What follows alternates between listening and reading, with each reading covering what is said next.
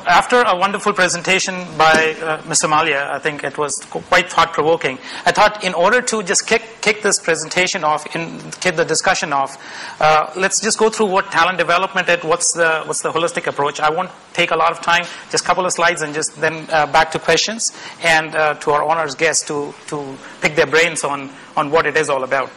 So I think I'm just going to skip through it, and I'll get to the 5 myths of talent development, which sort of points out to what Mr. Malia was pointing about. This was a study done by ASTD, which is the American Society for Talent Development, and they looked at what do organizations include in talent development. And obviously, as you can see, the top 2 were performance management and learning management.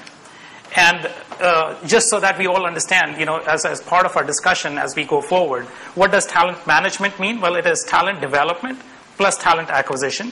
And talent development equals performance management and learning management. So just for the sake of making sure that everybody's understanding when we mention talent management, when we mention talent development, what those things are all about.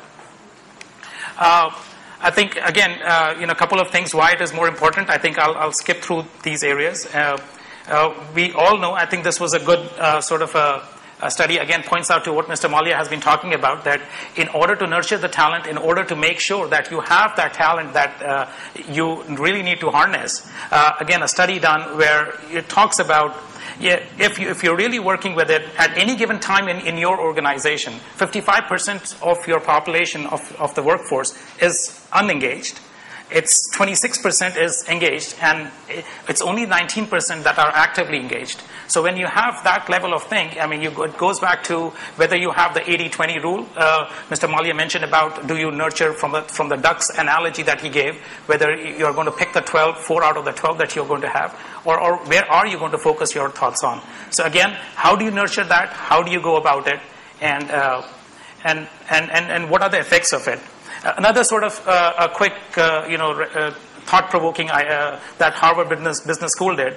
Organizations that focus on this area, where it is a performance-enhancing culture, where they focus on where the performance management has been actively played, you can see the difference between what the figures are, where the revenue growth was more, where the stock growth was more, or where the net income growth was more. We all come from the HR world. We all try to harness our talent and make sure. But towards the end of the day, what really matters for the corporate, what really matters to the CEO, what keeps him or her wake up in the night about the things are these key parameters, and how do we as all HR heads actually make sure that happens. So without much of taking time, I think that's sort of setting the context for everyone. I will start asking questions. If you guys have anything that you want to focus on, if you have anything, please feel free to stop if you think clarifying questions, and we can take that and we can point it out to if you want any particular person in the panel who wants to answer that for you.